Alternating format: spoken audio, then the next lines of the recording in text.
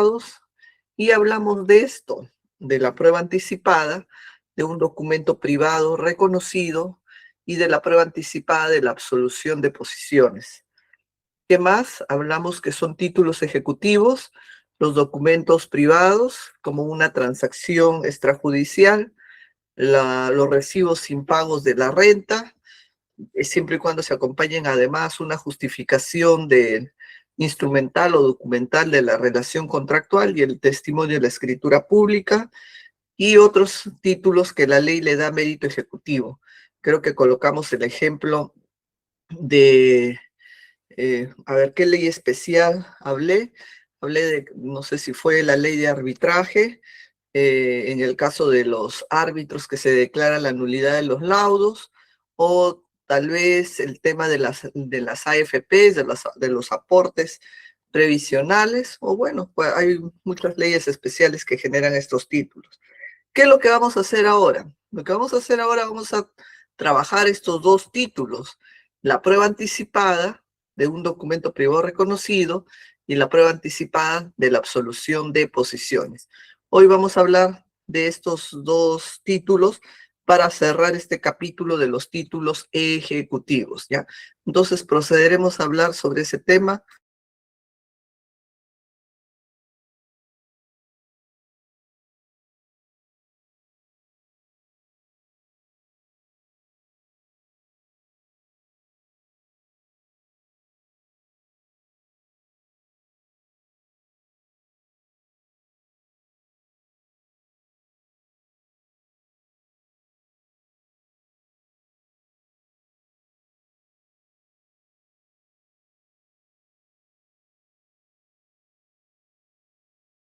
Doctora, su micrófono, por favor. Hoy, gracias.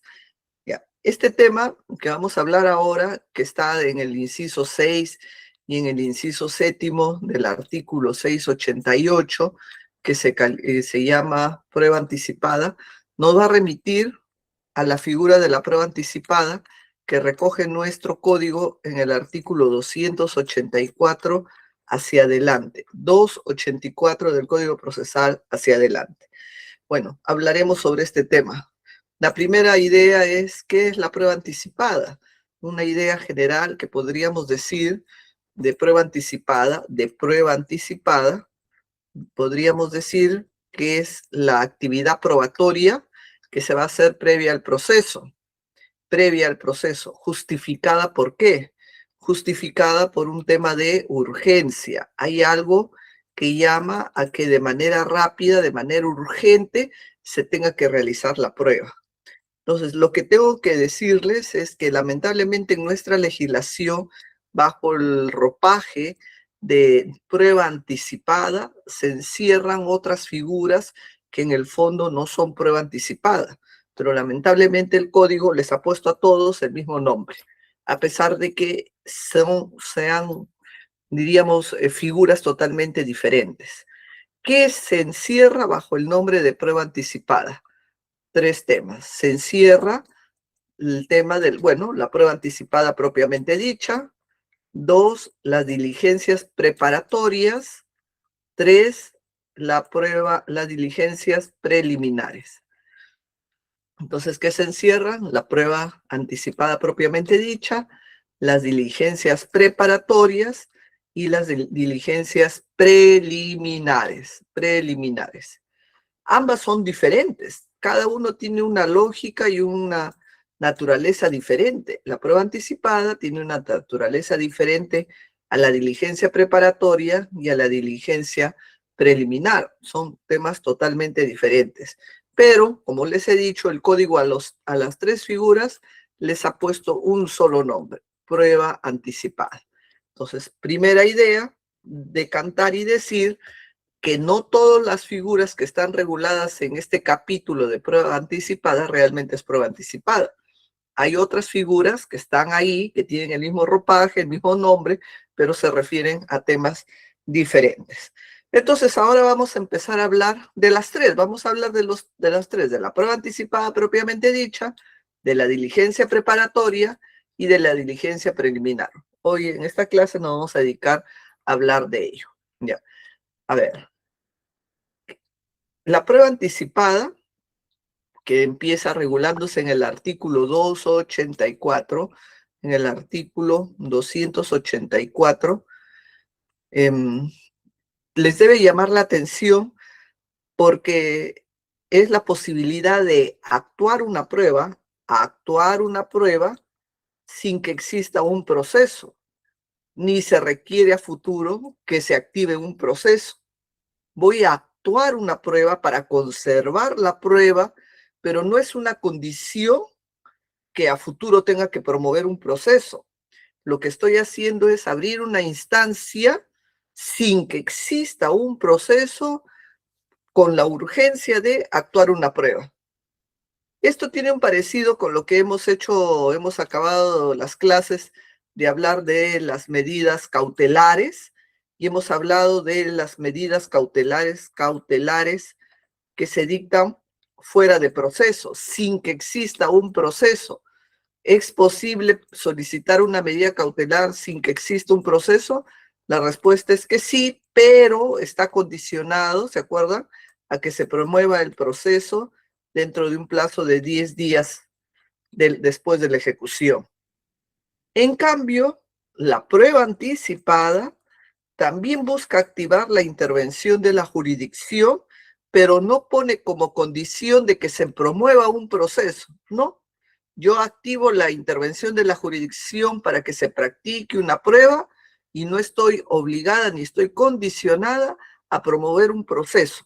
Puedo actuar la prueba y ponerlo en un marco y guardarlo de por vida y nunca promover un proceso. ¿Por qué existe este mecanismo? Entonces, acá también hay que recordar, ¿se acuerdan? Que cuando han llevado teoría de la prueba, dijimos que la actividad probatoria se desarrolla bajo diferentes componentes. La prueba, para decir que se ejerce el derecho a la prueba, tiene que transcurrir por diferentes componentes.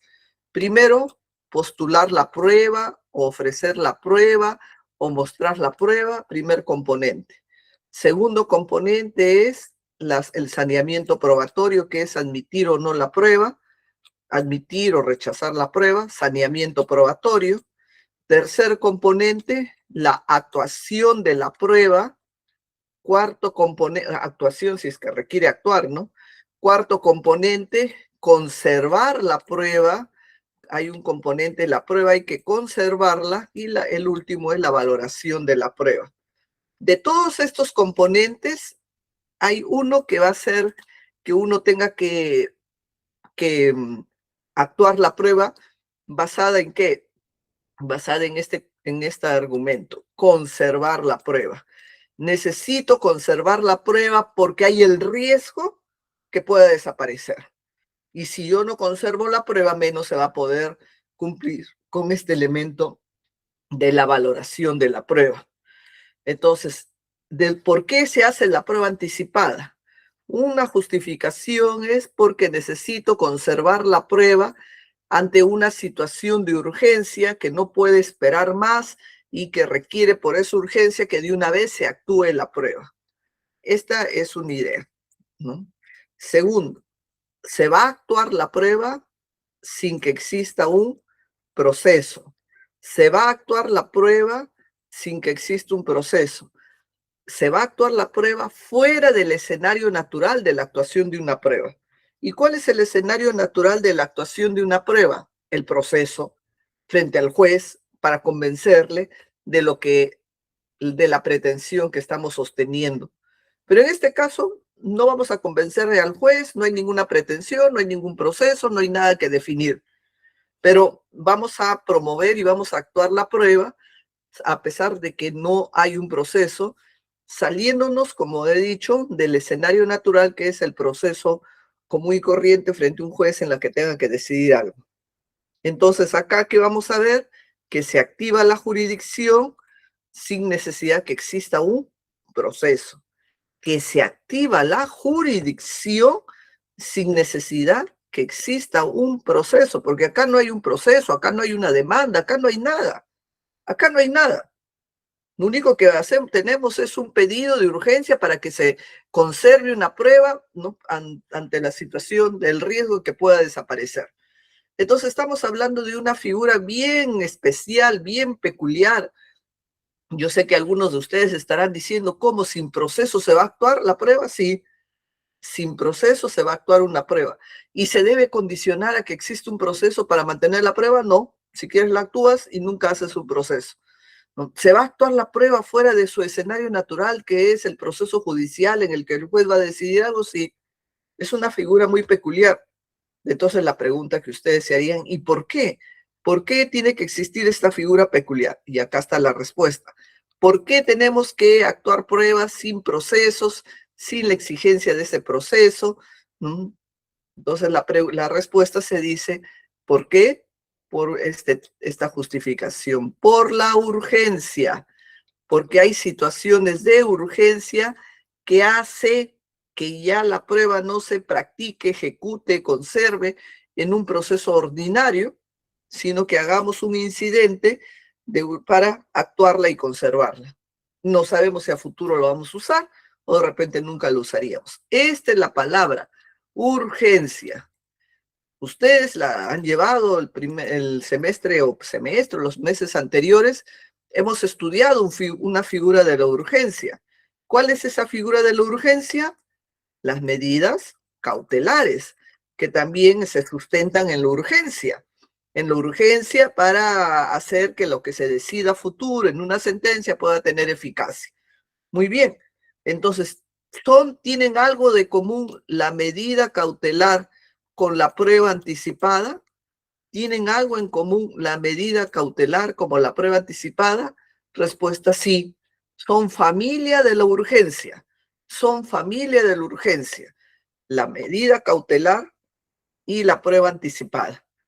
Y aún más, si uno va a revisar el Código Procesal Civil, el artículo 33, vamos a encontrar un artículo donde señala la competencia para ambos jueces, tanto de la prueba anticipada como de la medida cautelar. A ver, voy a leer el código, te voy a abrir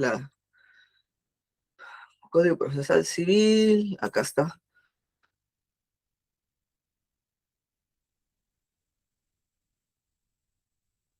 Artículo 33.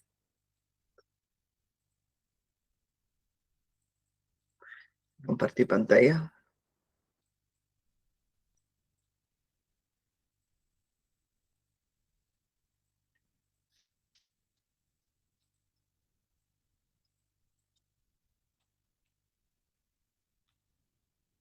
Bien.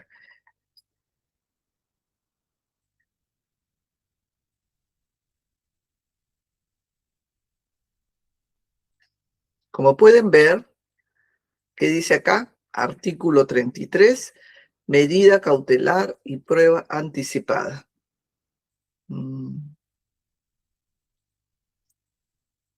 Ay, sorry.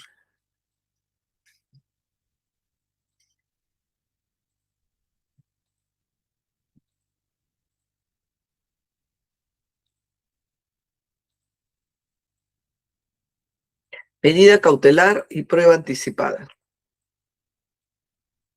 Dice, es competente para dictar una medida cautelar antes de iniciar el proceso y para la actuación de la prueba anticipada y para la actuación de la prueba anticipada, el juez que por razón de grado para conocer la demanda próxima a interponer. Es juez competente por razón del grado para conocer la demanda próxima a interponerse. Como pueden ver, acá ambas son, diríamos, figuras bastante familiares, ¿no? Tenemos acá a la medida cautelar antes de iniciar el proceso y también están en la misma dimensión las medidas, las pruebas anticipadas. Las pruebas anticipadas. La competencia es el mismo juez. Y ustedes dirán, ¿por qué? Porque, como ya les he dicho y los vuelvo a repetir, ambas son figuras construidas en atención a la urgencia. Bueno, entonces ahora vayamos a mirar el artículo, no, vayamos a ponerles un ejemplo para que se puedan ir ubicando en lo que les quiero transmitir. A ver, de las pruebas que nosotros conocemos, ¿cuál de ellas realmente opera como prueba anticipada? ¿Qué pruebas conocemos? Conocemos la prueba de los documentos, conocemos las pruebas de las declaraciones de parte o de terceros, conocemos la inspección judicial, la pericia, ¿y qué más? Acá falta uno. Documentos, declaración, están los 5 creo, no sé, son 5, ya. Pericia, inspección judicial, testimoniales, declaración de parte y documentos. De todas estas pruebas, vamos a decir que las que está regulado en el código en atención a la urgencia, está la inspección judicial, la pericia y la declaración de testigos. Vuelvo a repetir, para la prueba anticipada, ha recogido a los testigos, a la inspección judicial y a la pericia. Y el resto, por decir, la declaración de parte y los documentos, ¿dónde están? La declaración de parte y los documentos forman parte de la figura de las diligencias preparatorias, y una de ellas incluso preliminares. Entonces, acá les he puesto con verde, así separado, porque les voy a explicar lo que es la prueba anticipada. Está todo sombreado con rojo, y luego que acabemos de hablar de la prueba anticipada, vamos a ir a la parte sombreada con verde para mirar las diligencias preparatorias y las diligencias preliminares. Ya. Vamos entonces a la prueba anticipada. Estas figuras tienen que tener esta justificación, la urgencia. Veamos un ejemplo en el código y luego yo les pongo un ejemplo de un caso, un tema fáctico. ¿Ya? ¿Qué dice el código? Tomemos un caso, un testigo. Vamos a hablar del testigo. ¿Qué dice el Código Procesal sobre el testigo? Acá. Artículo 290.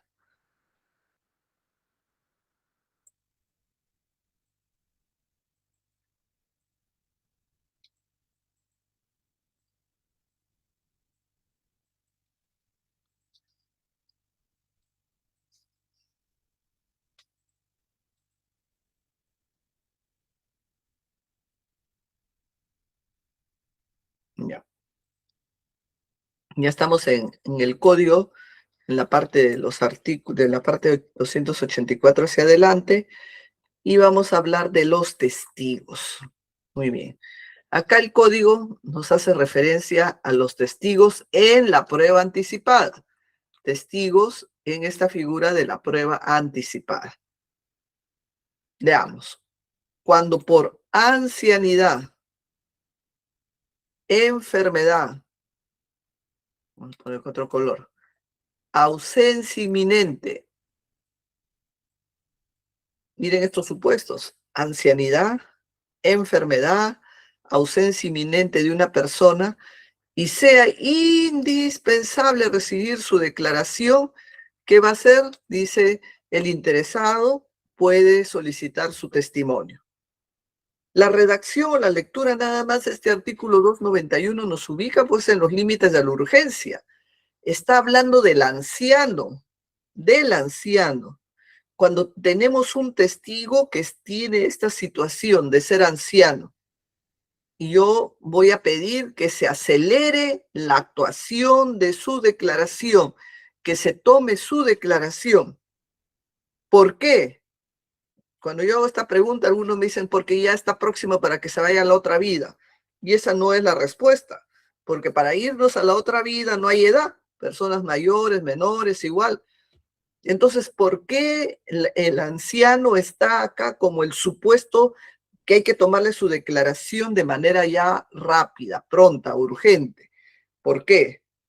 porque como ustedes también pueden inferir, un anciano está en una situación de declive en cuanto a sus facultades, posiblemente la memoria, el recuerdo u otras facultades no le van a poder ayudar de repente a transmitir la información que él conoce. Entonces, producto de una degeneración, producto ya además las facultades van decreciendo. Entonces, por eso es que la norma permite que se acelere la toma de la declaración del anciano. No porque se vaya a la otra vida, sino porque sus condiciones, diríamos sus aptitudes, pueden ir ya en detrimento, ¿no? En un escrito, me acuerdo, bueno, hace muchos años, piden una prueba anticipada y dicen, señor juez, solicito que se tome la declaración anticipada como testigo porque se trata de una persona de edad avanzada. Edad avanzada. ¿Qué es eso de la edad avanzada? La edad avanzada, ¿qué significa? ¿Qué contenido le vamos a dar? La edad avanzada implica tener más de 60 años, 80, 90. ¿El código asemeja la idea del anciano a la edad avanzada? Bueno, el juez dijo edad avanzada, debe ser, pues, en su idiosincrasia, dijo, bueno, debe ser una persona de mucha edad, de edad avanzada, pues no sé si han escuchado esos términos, pero muchos dicen, es una persona de edad avanzada. Ya.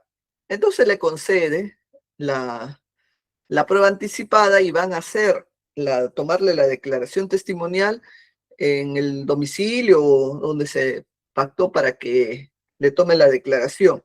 Y resulta que la persona que tenía la edad avanzada estaba en mejores condiciones que el propio juez, ¿no? Porque, ¿qué implica la edad avanzada? Tener más de 60 años, tener más de 70 años, 80. Es un concepto etéreo, es un concepto que no tiene una significancia jurídica en nuestra legislación.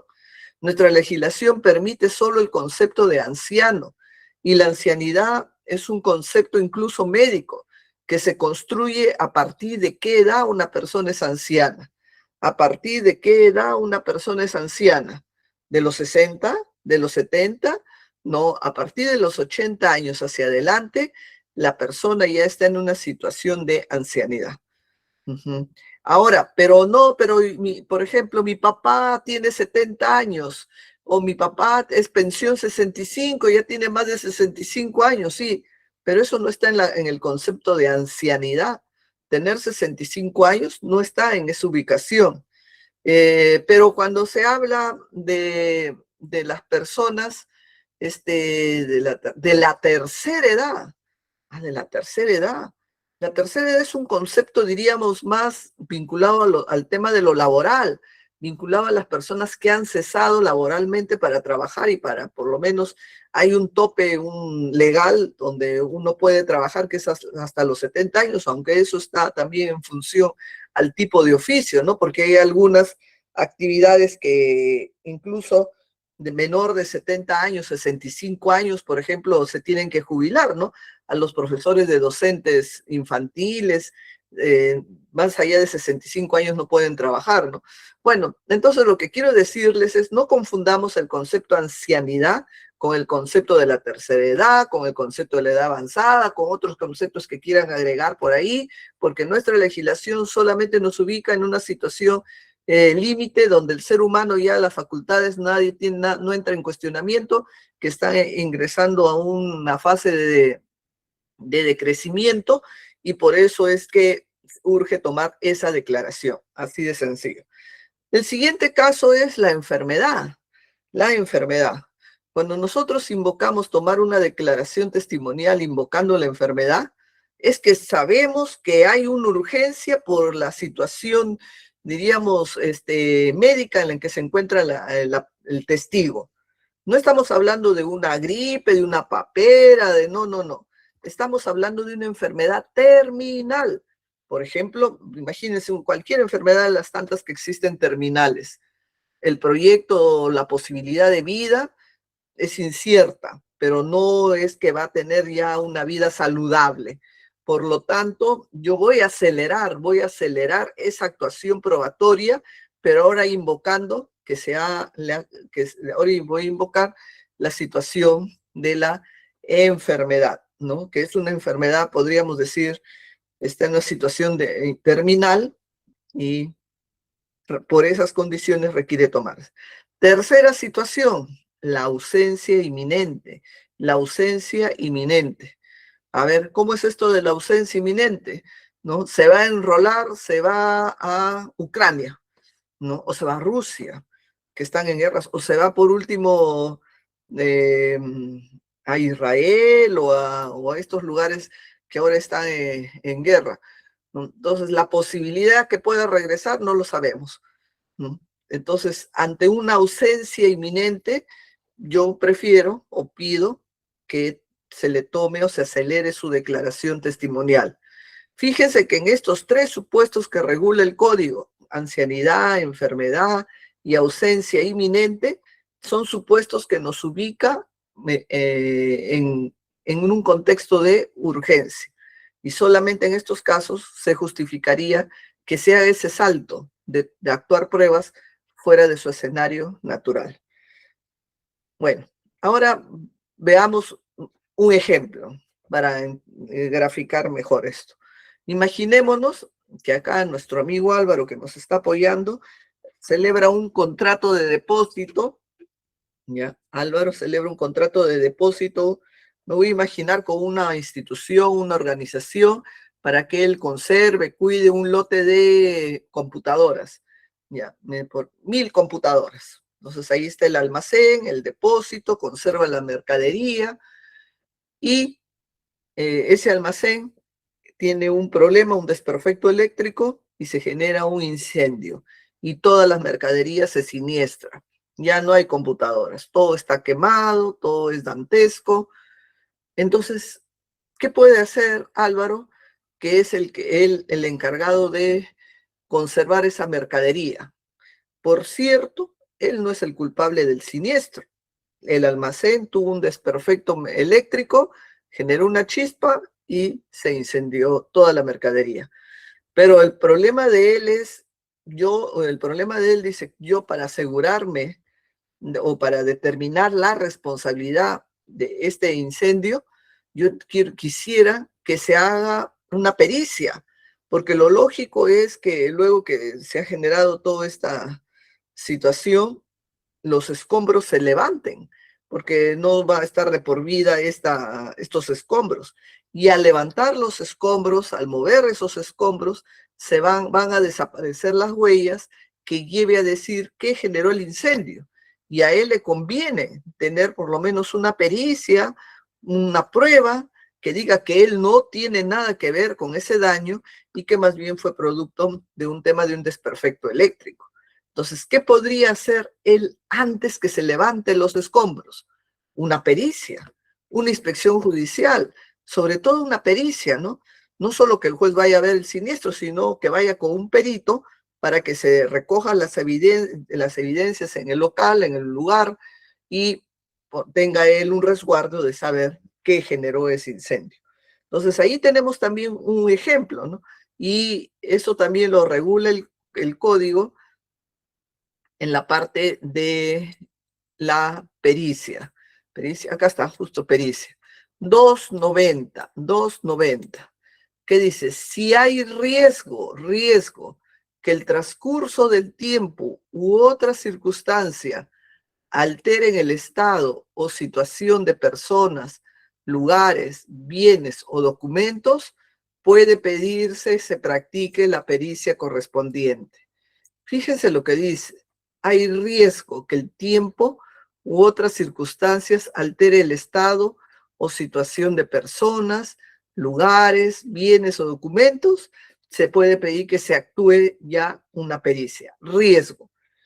Y de hecho que hay un riesgo, en el caso que les comento, porque los escombros van a ser removidos y al removerse se van a desaparecer las evidencias que digan que generó ese siniestro. Ahora, la inspección judicial. La inspección judicial también está dentro del grupo de la prueba anticipada, pero no tiene mayor redacción, porque ¿qué dice el 295 cuando habla de la inspección judicial? En los mismos casos previstos para el 290, que es la pericia, se puede solicitar la inspección judicial. No, nos remite al 290, ¿no? Entonces es una norma por remisión. Nos manda el 290 y el 290, ya lo hemos leído hace un momento, que está referido a la pericia, Bueno, entonces les he presentado a estas tres figuras, a estos tres medios de prueba, pericia, inspección judicial y testigos, que son medios de prueba que se pueden hacer de manera anticipada y justificadas en el tema de la urgencia. Antes de pasar a la siguiente figura, decir unas ideas básicas sobre el tema de la prueba anticipada. Empieza la prueba anticipada regulada acá en el artículo 284 y tiene un artículo que hay que darle una correcta lectura. Por eso es que antes de pasar a las siguientes figuras, quiero detenerme en ello. ¿Qué dice el 284? El 284 dice: toda persona legitimada puede solicitar la actuación de un medio probatorio antes del inicio del proceso. Toda persona legitimada puede solicitar la actuación de un medio probatorio antes del inicio del proceso. Por eso es anticipado, ¿no? Para ello, ¿qué debe hacer? Para ello deberá expresar lo siguiente. Vamos a poner acá con otro color. Para ello deberá expresar la pretensión genérica que va a reclamar. Y además, la razón que justifica su actuación anticipada.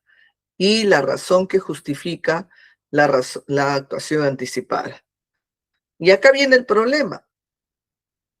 ¿Por qué es el problema? Porque la norma exige que para solicitar una prueba anticipada se tenga que expresar la pretensión genérica que se va a reclamar y la razón que justifica su actuación anticipada.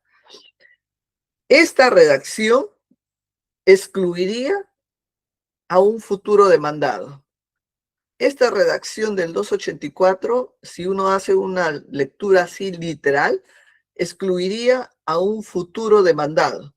¿Por qué les digo que excluiría a un futuro demandado?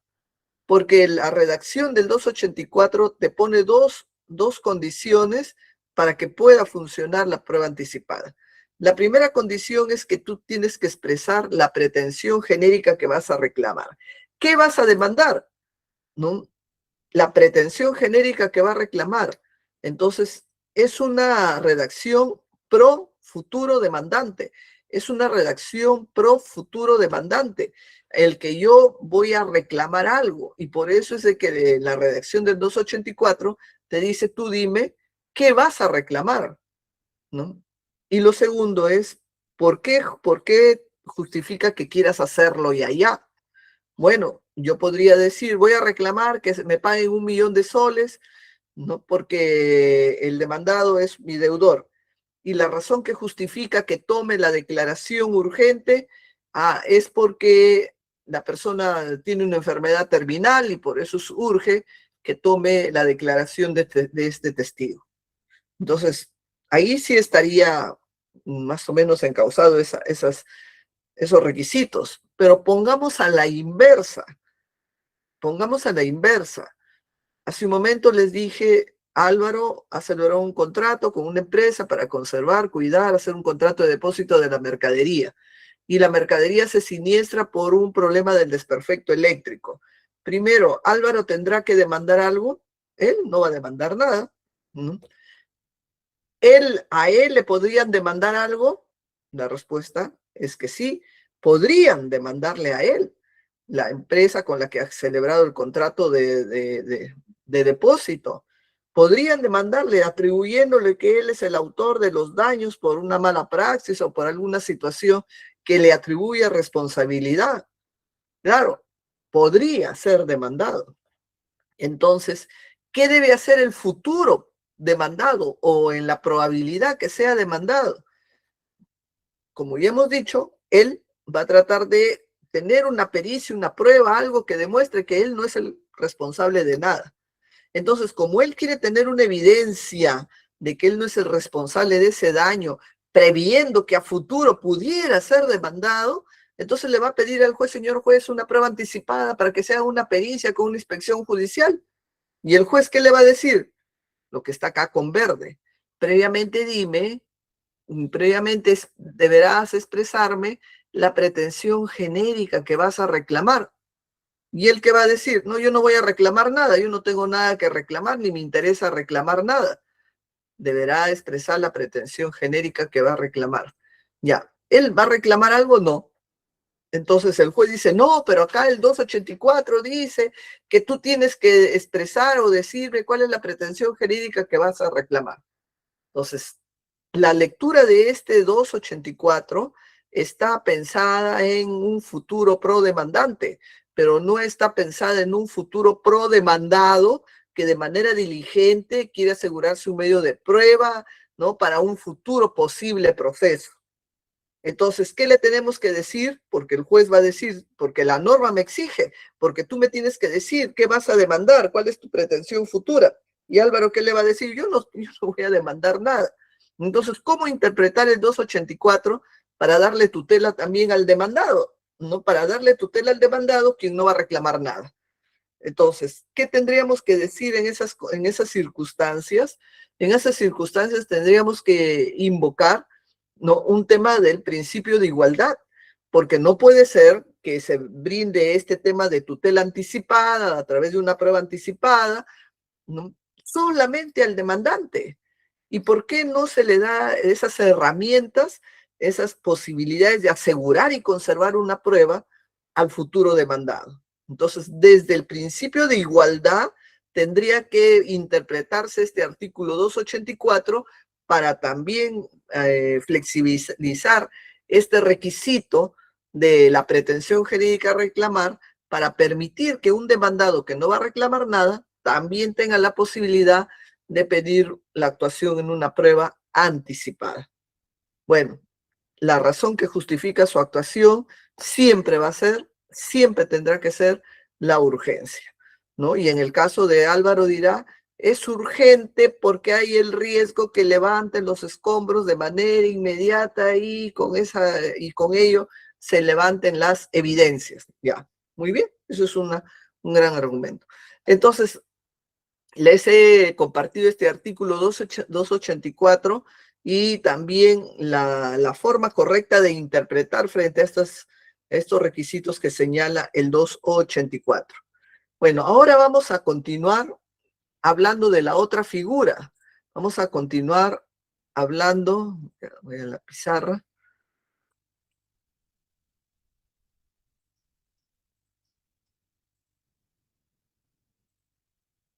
Cuidado, se ha ido la pizarra. A ver.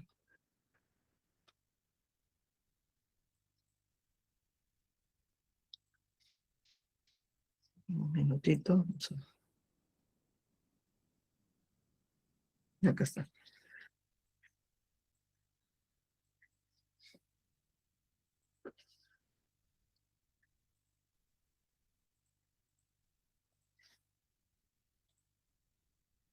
Ahora vamos a hablar de esta otra figura. Ya hemos hablado de los testigos, de la inspección judicial, de la pericia, que son las figuras que se trabajan con la prueba anticipada. Ahora vamos a hablar de las diligencias preparatorias. Diligencias preparatorias, pero que en el fondo le llaman prueba anticipada, pero no es prueba anticipada. Diligencias preparatorias. Vamos a trabajar con la figura de los documentos y con la figura de la declaración de parte. La declaración de parte. Entonces, esto de acá lo vamos...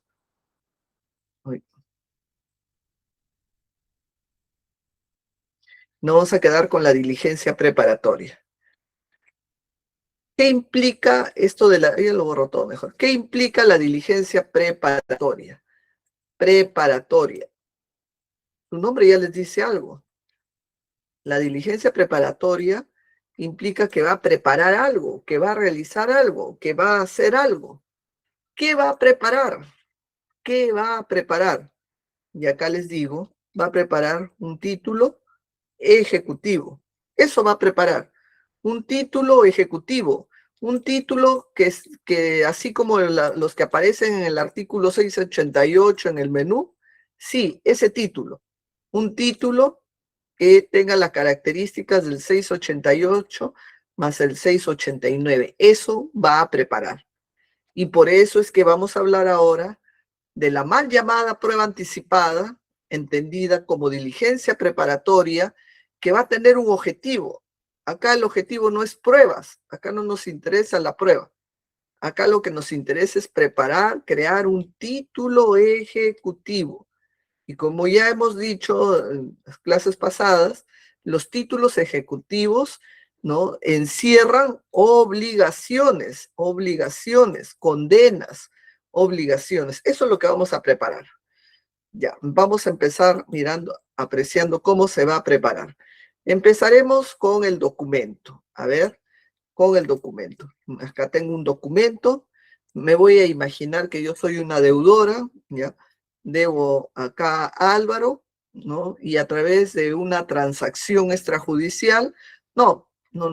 A través de un documento común y corriente, yo he reconocido que le debo la suma de $1 millón, ¿no? Que le voy a pagar en diciembre del 25 y que ese dinero que me ha entregado es en calidad de mutuo y que no voy a pagar intereses, sin intereses. ¿Ya? Eso es lo que aparece en un documento en la que yo reconozco la deuda, el monto, $1 millón, que me comprometo a entregar este mutuo en diciembre del 25, que el dinero que he recibido, lo he recibido en esta condición de mutuo, y ustedes muy bien saben que el mutuo, una de sus características es que se tiene que devolver el monto, y además, ojo, no está sujeto a ningún interés, ¿no?, sobre ese monto. Eso yo lo he escrito en un manuscrito, ¿no? Y no solo he reconocido la deuda así con un manuscrito, sino también he puesto mi firma, más mi huella digital. Entonces, Álvaro, que es el acreedor, tiene este documento a manuscrito, con mi firma y con mi huella. La pregunta es, ese documento privado que tiene redactado a puño y letra, ¿no?, manuscrito, con mi firma, con mi huella, ¿le servirá? ¿Qué valor tiene? ¿Cómo puede utilizar ese documento? ¿Cómo puede explotar ese documento de la deudora? ¿No? Porque la verdad, estamos ya en agosto y no le he pagado. ¿Cómo puede él explotar también, explotar el documento? Vamos a explotar o vamos a utilizar en mejor forma el documento. La primera pregunta que ustedes se van a hacer, ¿no?, es ¿qué valor probatorio tiene este documento? ¿Qué valor probatorio tiene este documento? Como también ustedes ya han llevado teoría de la prueba, un documento privado tiene un valor cero, no tiene valor. Pero, Álvaro, a ese documento privado que tiene un valor cero, ¿le puede dar un estatus diferente? La respuesta es que sí. Puede darle un estatus diferente y convertirlo, acá, voy a poner con otro color, pero no, acá, convertirlo en un título ejecutivo, Este documento privado que está acá, se puede convertir en un título ejecutivo, pese a que un documento privado tiene un valor cero. Sí. ¿Y cómo lo va a hacer? ¿Cómo va a convertir ese documento privado en un título ejecutivo? Pidiendo en una mal llamada prueba anticipada, porque ya he repetido que por más que le llamemos así, no es prueba anticipada, pero Álvaro lo que va a hacer es pedir en una prueba anticipada el reconocimiento de ese documento, este documento, el reconocimiento. Entonces él pide en prueba anticipada, señor juez, acá está el documento original, solicito que quien ha suscrito el documento, acá la que habla, plantee el reconocimiento. Y acá entonces va a surgir lo siguiente, ¿ya? Él me está pidiendo el reconocimiento. Entonces, va a surgir las siguientes posibilidades. Primera posibilidad, acá con negro.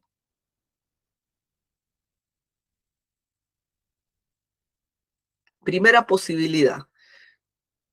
El juez ha admitido el reconocimiento, ha señalado fecha, no sé, me voy a poner para el, ¿qué día? 30 de agosto para que se haga el reconocimiento. Entonces, el 30 de agosto, para esa fecha, yo tengo dos alternativas.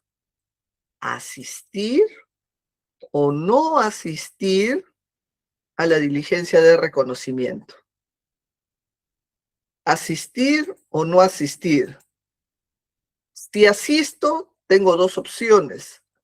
Reconocer o no reconocer, ¿no? Decir sí, reconozco, es un reconocimiento expreso.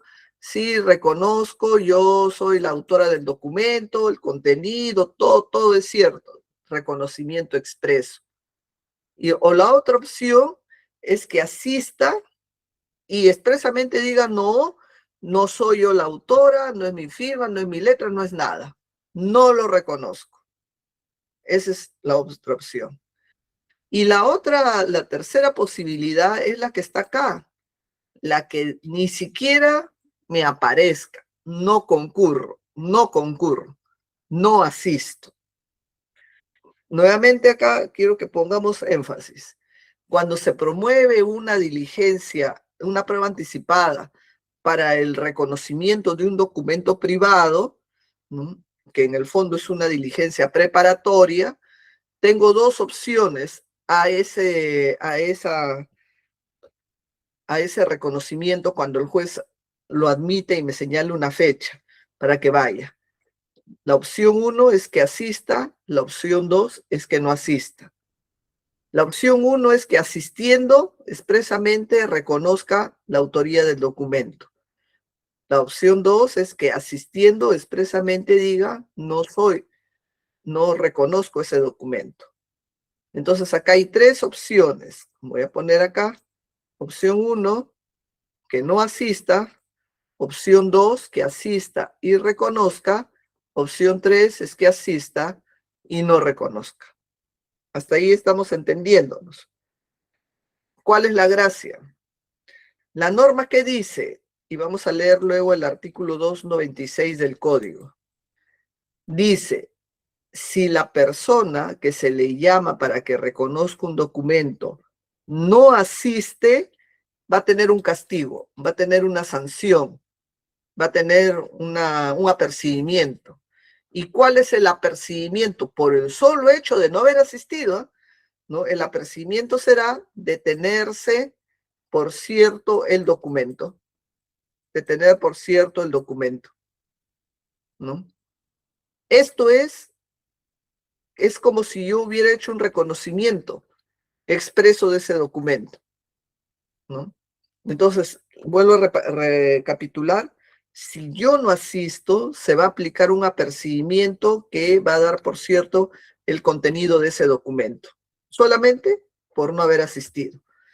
Se otorga este efecto, este efecto de dar por cierto el contenido. Y esto también tiene el mismo peso como si yo hubiera asistido y de manera expresa hubiera dicho sí, yo soy el autor. Acá, de manera ficta, se asume que sí, este es de manera ficta y el otro es de manera expresa. De manera ficta, aplicando la ley, se presume, se otorga que es cierto, o de manera expresa, asisto y digo sí, lo soy. Y bueno, estas son las dos posibilidades que se tiene para crear un título, a través del reconocimiento Si es que no asiste, de asumir de manera ficticia que ha hecho el reconocimiento, o la segunda opción es que asista y de manera expresa lo haga. ¿Cuándo no va a haber un título? Acá. Cuando asisto y expresamente digo, no reconozco el documento. No reconozco el documento. Así nada más, sin necesidad de demostrar pericia, está, no, sencillamente no reconozco el documento, no hay título, no hay título. Espero que haberme dejado entender. Vamos a leer el artículo del apercibimiento, que es el artículo 296. El artículo 296. Sacar el código.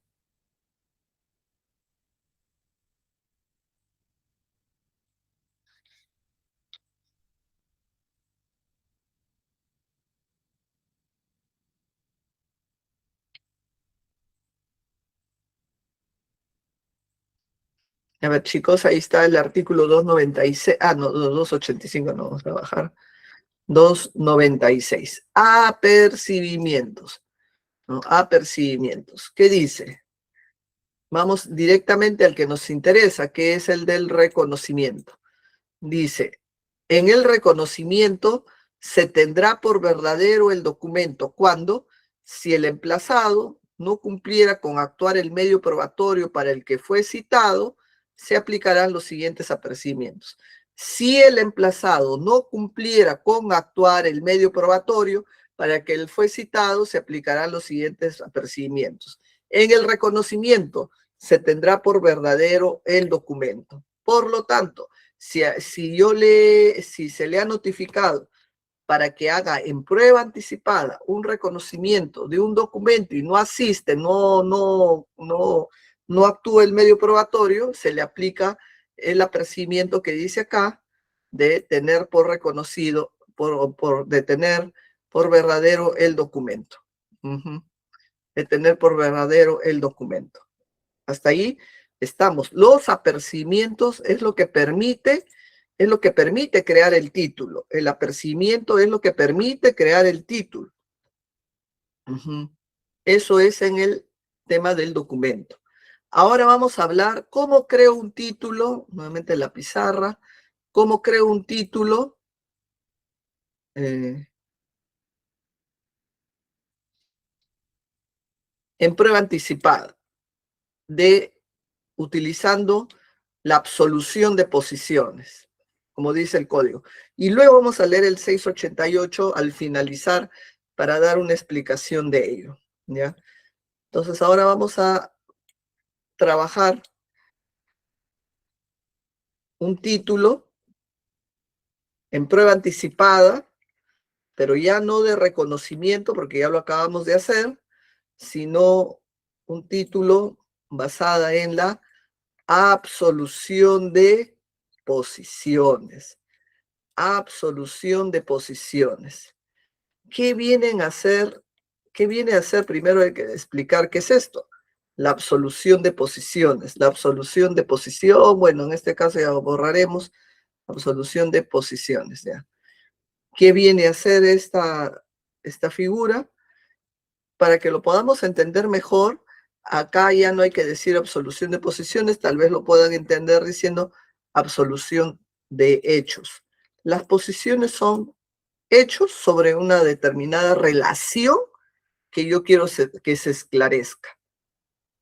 Absolución de posición.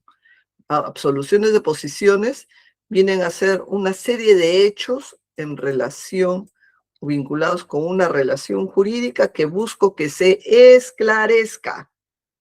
Por eso quiero que se absuelva, que se esclarezca estos hechos. Muy bien. Y a partir de ese esclarecimiento de los hechos, yo me voy a crear el título. A ver, ¿qué situación quieres que se esclarezca? Seguimos con el mismo ejemplo de la deuda con Álvaro. Ya. Quiero que se esclarezca que me dirá Álvaro que entregué una suma de dinero, un monto, 1 millón, en calidad de préstamo, no fue una donación, se comprometió a devolverme en diciembre del año pasado, no lo ha devuelto, bueno, y encima me iba a pagar 1% de interés anual. Ya, con un interés. No, no ha pagado nada de ello a la fecha. Entonces, ¿cuáles van a ser las posiciones? Bueno, primera posición, en primera posición, se entregó la suma de 1 millón de soles. Segunda posición, la condición. La condición fue un mutuo, no fue una donación. Tercera situación, tercer hecho, devolución. ¿Cuándo era la fecha de la devolución? Iba a ser diciembre del 25. Cuarta situación, interés. Dije que iba a pagar un interés. Quinta situación, a la fecha no ha cumplido con devolver. No ha devuelto ni la suma capital ni el interés. Ya. Voy a volver a repasar los hechos. Hecho 1, entregué 1 millón de soles, entregué en calidad de mutuo, se comprometió a devolver en diciembre del 25, interés al 1%, y a la fecha no ha devuelto ni el capital ni el interés. Esos son los hechos, esos son las posiciones. Entonces, ¿cómo voy a hacer la absolución de posiciones? De acá hay que tener en presente 3 ideas. Primera idea, uno tiene que tener claro cuál es la posición, cuáles son las posiciones sobre las que yo quiero que se esclarezca, porque sobre estas posiciones yo voy a hacer un interrogatorio,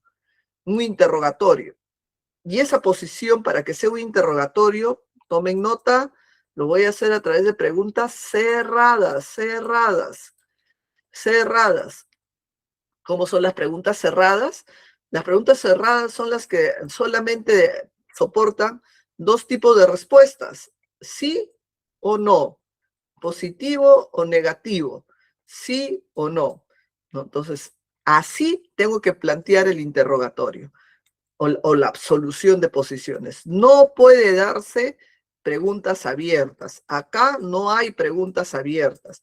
Las preguntas abiertas son las que son preguntas genéricas, ¿no? Para que digan qué condiciones entregó el dinero. Eso es una pregunta abierta, ¿no? Para que digan qué condición, no fue un mutuo, o de repente fue un préstamo, no sé.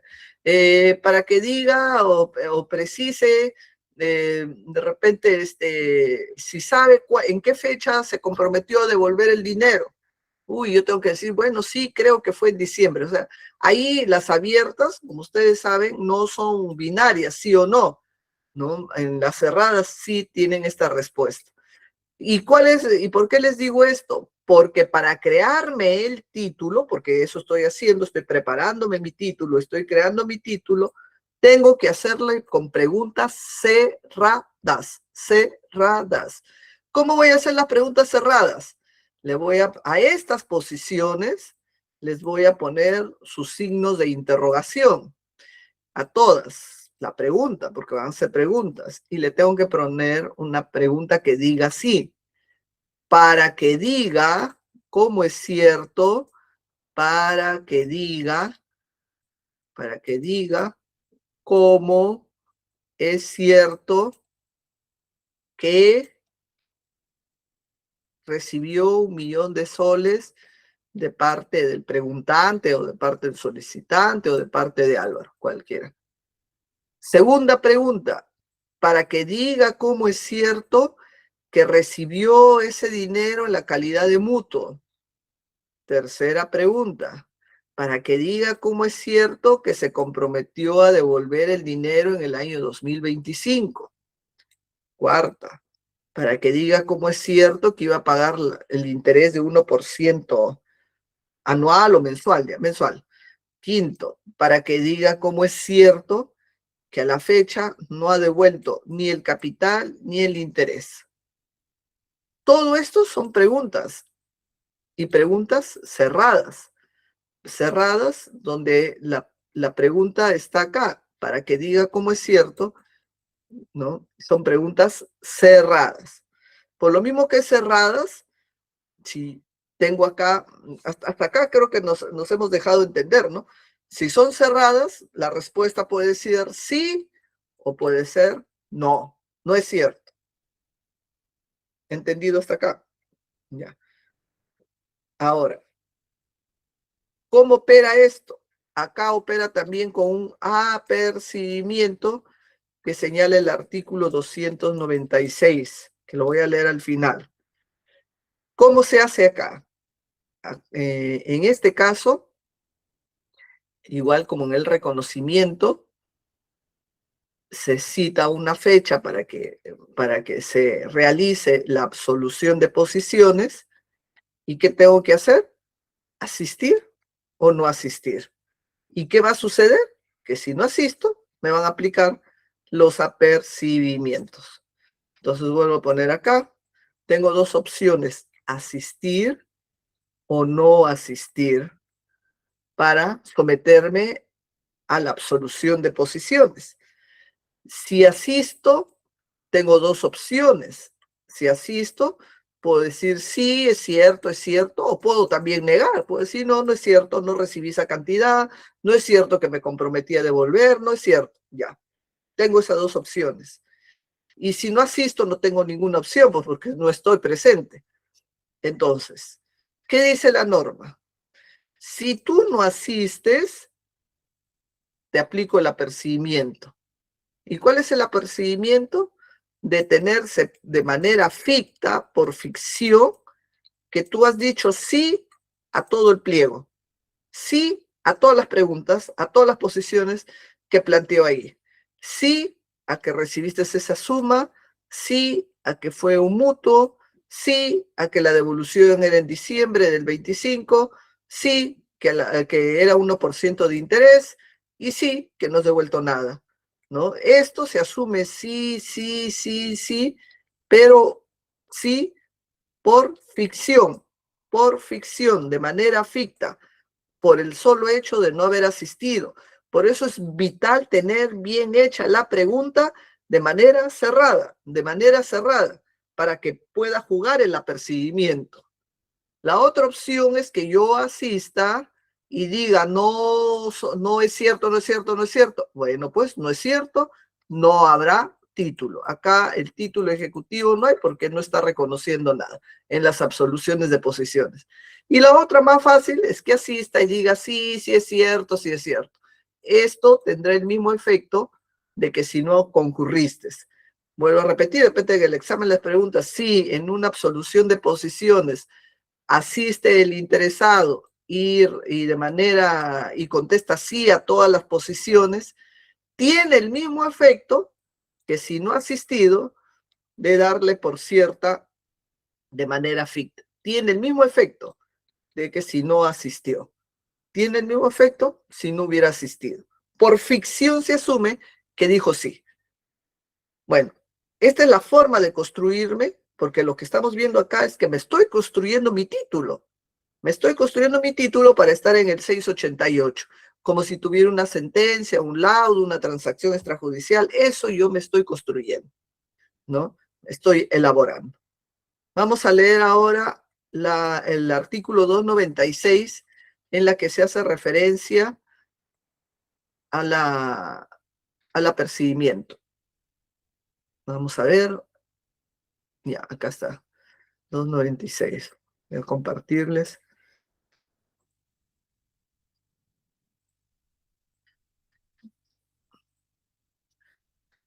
$296. Absolución de posiciones. ¿Qué dice? En la absolución de posiciones se tendrán por absueltas en sentido afirmativo las preguntas del pliego presentado. Se tendrán por absueltas en sentido afirmativo las preguntas del pliego del interrogatorio presentado. Les he puesto de ejemplo, ¿no? Las posiciones, las llaves del interrogatorio, ¿no? Para que jugar con lo que dice acá, tener por absuelta, voy a cambiar de color, tener por absuelta en sentido afirmativo. Tener por absuelta en sentido afirmativo las preguntas del pliego. Entonces, tengo que poner preguntas cerradas para que juegue con la respuesta sí, sí, sí, sí, ¿no? Para el sentido afirmativo. Hasta ahí estamos entendiéndonos. Son Estas son las diligencias preparatorias. Ahora, para terminar esta parte, les voy a comentar las diligencias preliminares. Las diligencias preliminares no tienen que ver tampoco nada con los títulos ejecutivos, pero solamente para cerrar todo este círculo que hemos hablado de prueba anticipada, que está vinculada con la urgencia para conservar una prueba. Hemos hablado de las diligencias preparatorias que están vinculadas para hacerme un título, que ese sí tiene que ver con el 688 de nuestro curso. Y ahora vamos a terminar con las diligencias preliminares que no tienen nada que ver con el 688, pero que bueno, hay que comentarles para que recuerden en qué consistía el 680, en qué consistía las diligencias preliminares.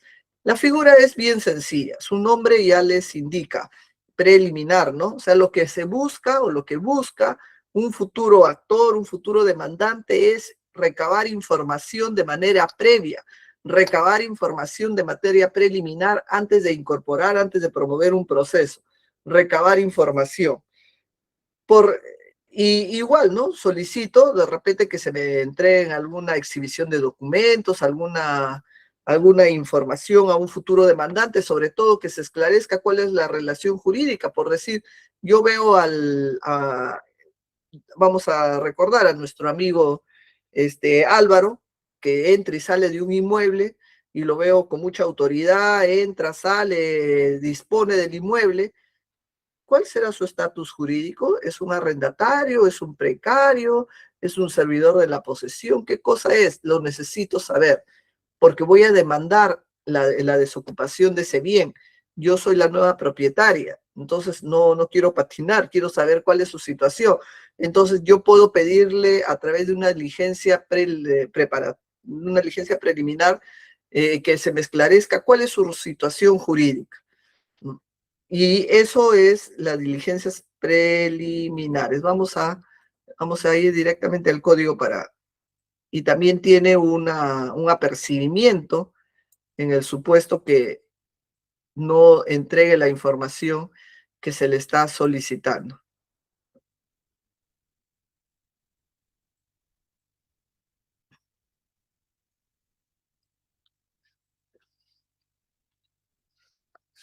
$2.97 es el que sigue. Ah, no es $2.97.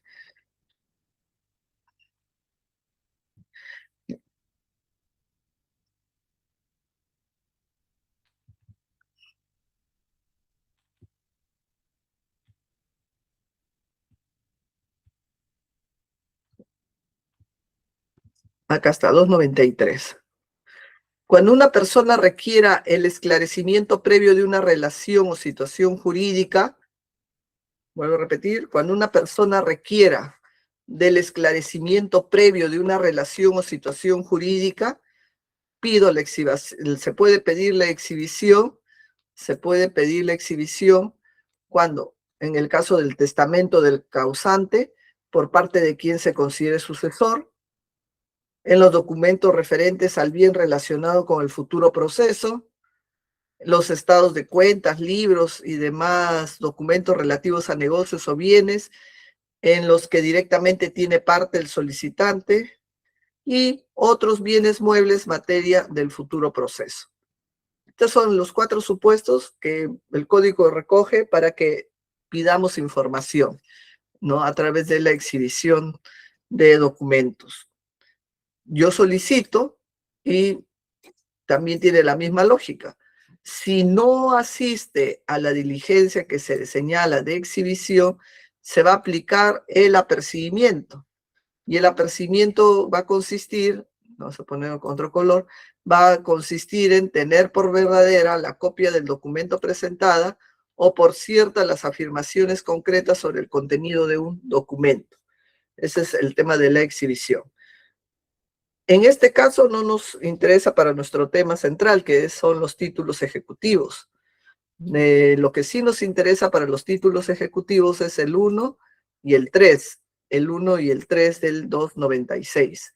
Y entonces ahora vamos a ir directamente al tema de los títulos ejecutivos para poder ahora encontrarle sentido a lo que se venía mostrando en clase. A ver, acá está. ¿Qué dice el artículo 688? El artículo 688 dice que son títulos ejecutivos, inciso sexto, la prueba anticipada del documento privado reconocido. La prueba anticipada del documento privado reconocido. Ahora ustedes ya lo disgregan en su mente, prueba anticipada, documento privado reconocido. ¿Qué les he dicho?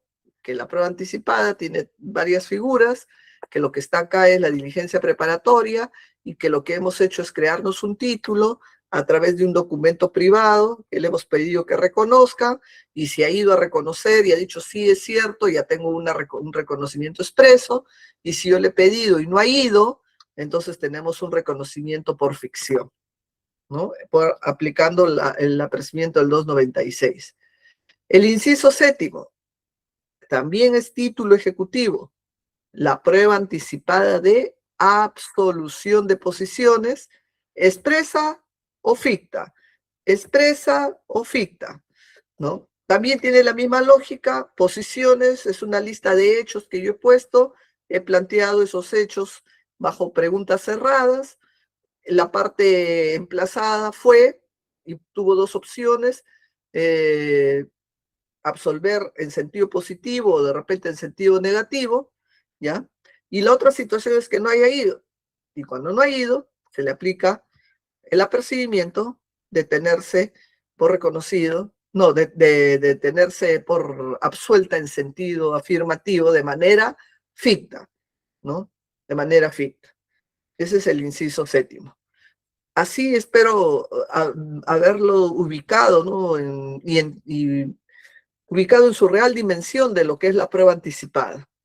Y eso es lo que quería explicarles con un poco más, de repente, de tiempo, porque esto implicaba, pues, desmenuzar lo que es la prueba anticipada y ubicar la diligencia preparatoria, que en el fondo es la esencia de este título ejecutivo, para mostrarles como parte de los títulos ejecutivos que del 688. Hasta ahí, ¿alguna pregunta? Hasta ahí, ¿alguna pregunta? Mientras van pensando la pregunta, decirles algo adicional. El hecho, un ratito la pizarra.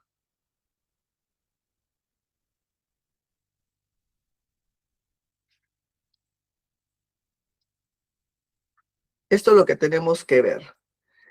No es suficiente, a ver,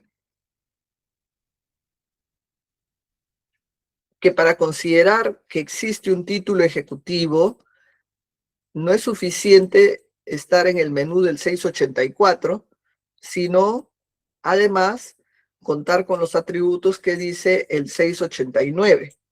Eso ya lo he explicado, ¿no? Yo recuerdo haber hablado del 689, que dice que los títulos tienen que tener una obligación cierta, expresa, exigible, líquida y liquidable, ¿no? O sea, esta fórmula siempre tiene que darse.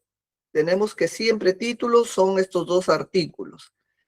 Ahora yo les he dicho, hemos leído el inciso sexto y el inciso séptimo para decir que tenemos una prueba anticipada de reconocimiento, de absolución de posiciones. Pero, y ahí estaba pero el contenido de estos títulos, el contenido de estos títulos, que es el reconocimiento o la absolución de posiciones, este contenido tiene que ser redactado, ¿no? con los atributos del 689. El reconocimiento tiene que tener los atributos del 689, la absolución de posiciones también. ¿Y cuáles son esos atributos? Vuelvo a decir, debe contener una obligación que sea cierta, que sea expresa, que sea exigible, líquida y liquidable. Entonces, si yo estoy pidiendo el reconocimiento de un documento, el contenido del documento, tengo yo que encontrar estos atributos. Si estoy pidiendo una absolución de posiciones, el contenido del pliego interrogatorio tiene que también tener estos atributos. Eso es lo que me faltaba decirles. No solo es decir, ay, tengo una absolución de posición y ya tengo mi título, no. Lo único que has hecho es estar en este menú del 689 para complementar que tienes un título, tu contenido, sea del reconocimiento de la absolución de posiciones, tiene que tener su contenido, los atributos del 689. Igual como en este caso, igual. Siempre tienen que leerse de manera conjunta estos dos artículos, ¿no? Estos dos artículos. Ya, ahora espero haber aclarado este tema y pregunto, no sé si alguien tiene alguna pregunta.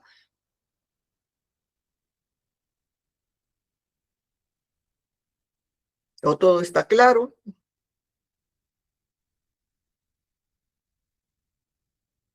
Bueno, Doctora, ¿qué tal? Yo tengo una consulta. sí.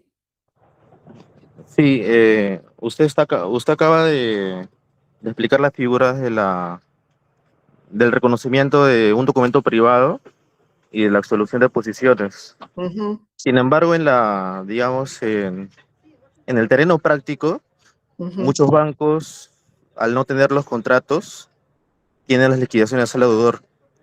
Y como al recurrir a la vía ordinaria, ya sea un proceso sumarísimo, abreviado o de conocimiento, ujú. al ser una vía bastante lenta, suelen recurrir a la prueba anticipada. Y siempre es por la absolución de posiciones, a efectos de que la otra parte ha sobrecerrado para que responda sí o no, y así también hay preguntas en las cuales se reconocen intereses. Mi pregunta puntual es esta.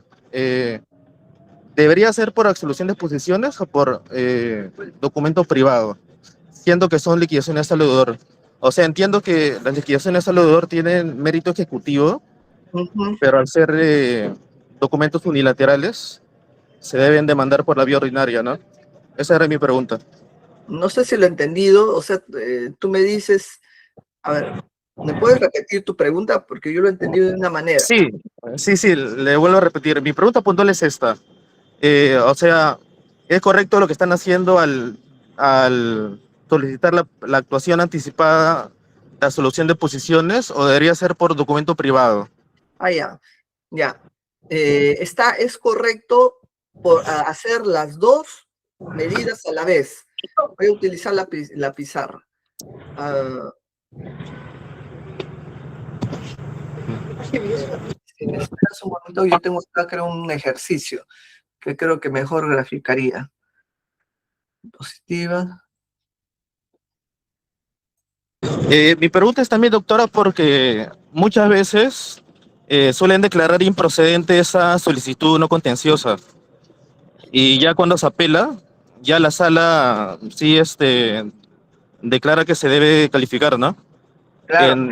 En atención a que solamente el artículo 284, si no me equivoco, indica que debe señalar la pretensión genérica y la Ujú. justificación. Y claro, la justificación sería crear un título ejecutivo. Claro. O por último, a ver, espérate. Mis respuestas son las dos. Acá está la prueba anticipada. Ya. Ni encontré el caso, pero antes de compartir el caso te lo voy a explicar y de ahí pongo el caso. Miren, mm,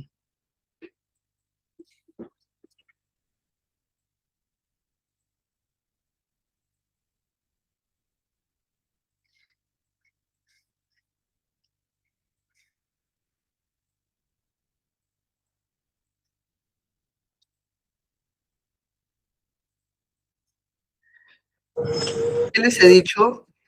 Que uno va a crearse un título y uno se crea el título a partir del reconocimiento de un documento. Entonces yo acá tengo el documento y acá puede decir, a ver, miren, me voy a imaginar, porque este es el ejemplo que les iba a poner.